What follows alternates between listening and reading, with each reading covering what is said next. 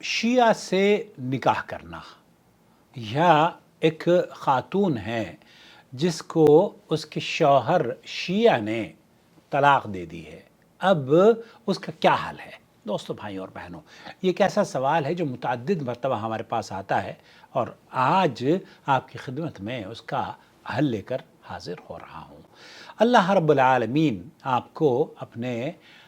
علم سے نوازے اور ہدایت کا دروازہ آپ کے لیے کھول دے، اور آپ کو قرآن و سنت کی فہم عطا فرمائے، اور آپ مسلک اہل سنت والجماعت کا جو صحیح منہج ہے اس پر اللہ تعالیٰ آپ کو گامزن فرمائے، اور شیعہ اور سنی کا جو فرق ہے یا جو ان کے مختصر سے اختلافات ہیں وہ آپ کو سمجھ میں آ جائیں۔ شیعہ حضرات جن اصولوں میں اہل سنت والجماعت کی مخالفت کرتے ہیں وہ بہت زیادہ ہیں، لیکن چند ایک کا تذکرہ یہاں کرنا چاہتا ہوں۔ شیعہ حضرات کا عقیدہ ہے کہ قرآن مجید میں تحریف ہو چکی ہے، اور وہ اپنے اماموں کو بھی معصوم مانتے ہیں، اور وہ چند ایک صحابہ کرام کو چھوڑ کر باقی سب صحابہ کو دائرہ اسلام سے خارج سمجھتے ہیں، کافر سمجھتے ہیں، اور وہ قبروں مزاروں کی تعظیم کرتے ہیں اور قبر والے سے دعا مانگتے ہیں اور اللہ کو چھوڑ کر اس سے مدد مانگتے ہیں۔ بس یہی نہیں، بلکہ وہ تو ان کے یہاں بتوں کی عجیب و غریب پرستش وجود میں آئی ہے، جو کہ شاید قدیم زمانے میں شیعوں کے یہاں نہ ہوتی ہو، بلکہ اس دور میں تو فاطمہ رضی اللہ تعالی عنہا کا بت بھی آپ کو نظر آ جائے گا، اور حضرت محمد مصطفیٰ صلی اللہ علیہ وسلم کی تصاویر بھی، حضرت علی کی تصاویر بھی، اور تو اور گھوڑی دلدل سے یہ عقیدہ رکھتے ہیں۔ بتائیے اب آپ ایسے مسلمانوں کا کیا حال ہوگا جو کہ اپنی منت کو پورا کروانے کے لیے اس گھوڑی کے نیچے سے گندگی سے نکلتے ہیں اور یہ سمجھتے ہیں کہ یہ ان کے لیے باعث نجات اور باعث راحت ہو سکتی ہے۔ اس کے ساتھ یہ بھی اضافہ کر لیں کہ وہ اہل سنت والجماعت سے بہت زیادہ بغض اور کینہ اور حسد بھی رکھتے ہیں۔ بہت سے ایسے شیعہ بھی ہیں جو کہ بغض نہیں رکھتے۔ میں جانتا ہوں، جب میں 1981 میں دمام میں تھا تو وہاں ایک شیعہ بابا ہوا کرتے تھے، ان کا ایک بیٹا تھا، محسن نام تھا اس کا، میری عمر کا، اور میں بھی اس زمانے میں 21 سال کا تھا۔ تو یقین جانیے وہ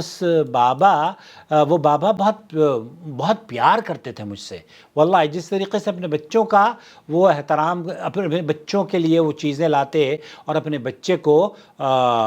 بٹھاتے چھاؤں میں، ویسے ہی مجھے، چونکہ ہمارے ایک شروع میں اسائنمنٹ یہ تھی کہ میں جدہ ٹی وی میں کام کیا کرتا تھا، تو وہاں بعض مرتبہ ہمیں باہر جا کر بھی کام کرنا پڑتا تھا، تو اس صورت میں وہ بہت میرا خیال رکھتے تھے۔ بہرحال تو کئی شیعہ حضرات، ان کے یہاں انسانی خدمت کا جذبہ ہوتا ہے، ایسا نہیں ہے کہ ہر انسان انسانیت سے نفرت کرتا ہو، لیکن جو عقیدے کی خرابی ہے وہ بہرحال اپنی جگہ ہے۔ تو وہ اپنے اماموں کو بھی معصوم مانتے ہیں، اور وہ چند ایک صحابہ اکرام کو چھوڑ کر باقی سب صحابہ کو کافر بھی سمجھتے ہیں، اور قبروں اور مزاروں کی تعظیم بھی کرتے ہیں، اور قبر والے سے دعا مانگتے ہیں اور اس سے مدد بھی طلب کرتے ہیں۔ اس کے ساتھ یہ بھی اضافہ کر لیں کہ وہ اہل سنت والجماعت سے بہت زیادہ بغض رکھتے ہیں اور انہیں کافر سمجھتے ہیں، اور اگر ان شیعہ سے شادی ہو جائے تو پھر کیا حالت ہوگی یہ آپ ذرا تصور کیجئے۔ اور ان دونوں مذہبوں میں تنافس اور مخالفت کے ہوتے ہوئے وہ کیسے کامیاب ہو سکتا ہے جب آپس میں مذہبی کشیدگی دونوں میں پائی جاتی ہو، اور ایک دوسرے سے باقاعدہ طور پر ہم شیعہ کو برا یا شیعہ کو گمراہ سمجھتے ہوں اور شیعہ ہمیں گمراہ سمجھتے ہوں، اور وہ اپنی اولاد کی تربیت کس نہج پر صحیح کر سکتا ہے؟ اگر آپ شیعہ لڑکی لے کر آئیں گے یا اپنی لڑکی کو شیعہ کو دے دیں گے تو کس طریقے سے آپ اس کی تربیت ہوگی اور آپ کی نسل کیسے چلے گی؟ کیا وہ اپنی اولاد کو 12 اماموں کے معصوم ہونے کا سبق دیں گے یا ان سے غلطی اور بھول چوک ہونے کا درس؟ اس کے علاوہ اور بہت سارے اشیاء ایسی ہیں جن کو ہم یہاں شاید بیان نہیں کر سکتے، اور نکاح کے متعلق عرض یہ ہے کہ اگر وہ عورت یہ سب ان میں کچھ اعتقادات رکھتی ہے تو یہ عقد نکاح باطل ہوگا۔ یعنی کہ شیعہ اگر ان عقائد پر مبنی کوئی شیعہ ہے تو اس سے نکاح نہیں کیا جا سکتا۔ کیوں؟ کیونکہ وہ تو قرآن ہی کو منحرف سمجھتی ہے، اس کا عقیدہ تو یہ ہے کہ یہ قرآن بھی منحرف ہے، اور خاص طور پر شیخین کو جو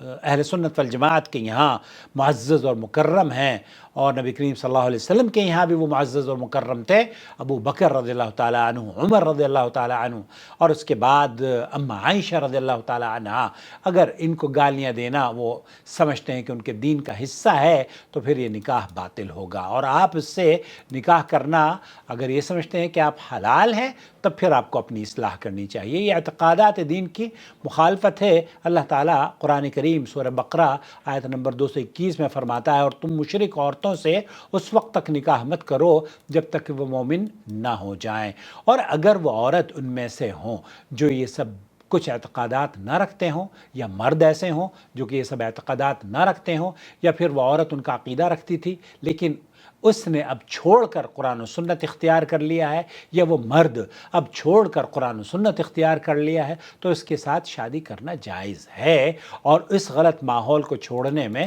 اس کا تعاون کرنے پر آپ مشکور ہوں گے اور اجر و ثواب بھی آپ کو ملے گا۔ لیکن میرے پاس بھی ایک کیس آیا ابھی دبئی سے، میں نے ان سے کہا کہ آپ اس سے میری بات کرا دیں اور اس بات کو ہم ریکارڈ کریں گے تاکہ اس کو تو پتہ تو چلے کہ اس کے ذہن میں کیا اصلاحی پہلو ہے۔ جو اصلاحی پہلو ہے اس کو مد نظر رکھتے ہوئے ان کو رائے دی جائے گی۔ امام ابن تیمیہ کہتے ہیں کہ رافضہ سے شیعہ